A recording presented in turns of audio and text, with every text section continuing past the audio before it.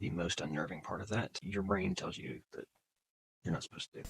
Basically in front of it, like my arms here, saw blades here. Whole stump of the arm and the hand were covered in blood. And there's no way to get it off. It's tough control. This is me leaving myself tonight. There's a lot of danger in whatever those comments were. Anyway, people are dumb. A little bit of common sense. You'll figure it out.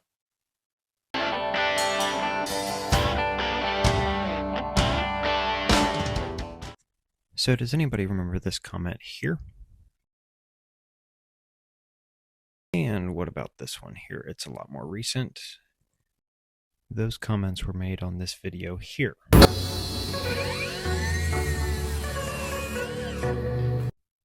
Long and the short of it is, I can't even remember the dude's name now, but don't do what he was saying in the comments because that's not what I was doing in that video. So the suggestion that the guy made was that we were cutting it like this. And before I do that, I'm going to move this and pull this out. You can see there's no battery back there. So his suggestion was that we're cutting it like this with the blade coming down on our arm. Now, I don't know about y'all, but that seems kind of dumb. Well, you don't say. You don't say. This actually may work better on the other saw to give a good demonstration, but on this saw, there's just no way to do that without actually cutting your arm. So this, unfortunately, is what happens when you take it too far trying to be a smart aleck, responding to somebody's comment. I tried to film a video, and unfortunately, I did catch it on tape. We'll have to blur some of it, but yeah. Don't be a smart aleck when you're trying to respond to somebody who makes a dumb comment, I guess, because it could end very poorly for you like it did me. In all seriousness, though, we're professionals. Yeah, right. Yeah, enjoy. Okay. All right, so we moved this back inside, and we're actually doing this on the other saw because of the fact that this saw is going to work better for this demonstration. That end of the board, we've already squared up based off of the side that's up against the fence and the side that's on the bottom. And so we want to cut that same end, but I need to be able to hold it. So what he had sounded like he had suggested was I was holding it like this and just bringing it down. That's not a good idea. That's never going to work. You'll cut your hand off doing that. That's just a bad idea. So bring it down like this. No. It's completely No. stupid. That's why I'm making this video response to a dumb comment. No! So you bring it down like No. this. You run it back No. to the board like so. No! No! No! Oh, my arm! My arm! It's not yours anymore.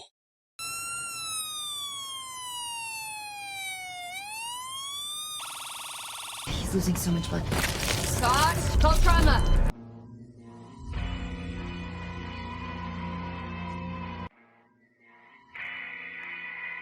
Kids, do not try this at home. It'll lead to people giving you weird looks because you're missing part of a limb. They're going to give you weird looks anyway because, let's be honest, kids these days. Don't take your level of petty for stupid comments too far because bad stuff can happen. I haven't felt the itch in the missing limb yet. Stitches, don't scratch it. We'll see. At some point, maybe I will. And now my hand itches. That's gnarly, though. This is by far the worst accident. So a couple quick things about that video. This is all after the fact. We're working on editing that. We do some pretty dumb stuff, I guess. Another fun fact.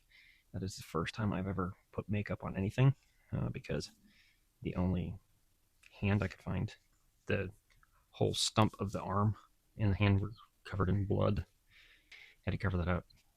You'll see that in the behind the scenes, a little bit of it. I've probably cropped a bunch of that out because it's really boring watching me put makeup on because I have no idea what I'm doing. This is like a month after the fact. I still have both hands. Not to worry. Both hands are attached to my body, and I know just for the parts out in the shop, it was probably 2 hours worth of setting it up for non-action, and then also setting up for the actual cut, because I tried to get it on camera and it just doesn't show up very well because phone cameras don't record in that kind of quality. But we got some blood packets and stuff, and I mean, you can see some blood on the board where the saw blade hit that packet, but it doesn't show up like splattering. I kind of was wanting it to do that, but it didn't, unfortunately. Fun fact, the section of the video where I'm wearing an orange shirt, that was filmed after like a 14 or 15 hour day.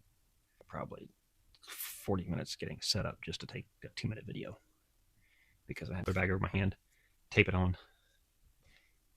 and then I had to mask it with a color that would work for removing the hand from the video, and then I had to wrap what was left in the arm with a rag, smear blood all over it, get your still for the part where you're removing the hand, and then record the video.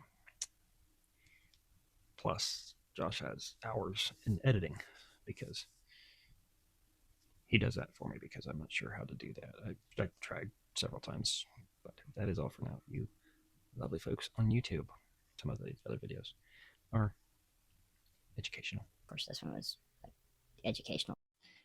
This is me leaving myself a note.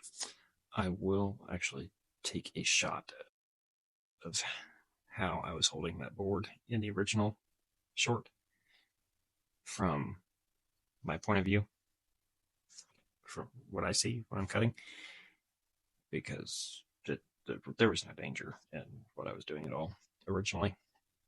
There's a lot of danger in whatever those comments were. I'm not sure. Why would you have your hands? Anyway, people are dumb. Replicating that shot in the reel that this is responding to.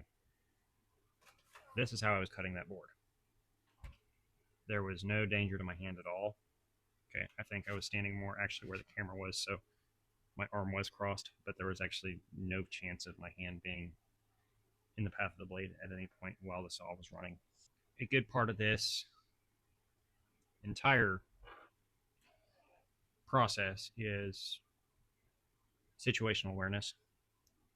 You gotta be aware of what's going on around you. If anything feels sketchy, figure out a better way to do it. Situational awareness is just common sense. Now, on this saw, it is easier to do a left-handed cut because the trigger safety is actually on the trigger. You just have to flip it and then pull the trigger. The other saw that video is on, you got your trigger here, but you've got your trigger safety is over here that you have to push in. So that saw is intentionally right-handed use only. So that's why I had my arm crossed.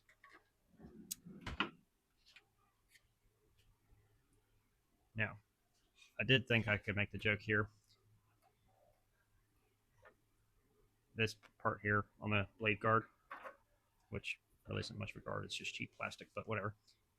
That part right there, the warning of don't put your hand inside the blade, is completely covered in dust because that's how unuseful it is. I mean, it's just common sense. Common sense goes a long way when you're working with equipment.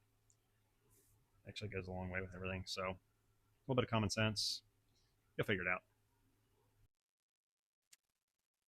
If you're not already, please subscribe to the channel. If you think you've subscribed, double check it, because YouTube has a funny habit of unsubscribing people. I don't know why. Yeah. Just double check, make sure you're subscribed. See y'all.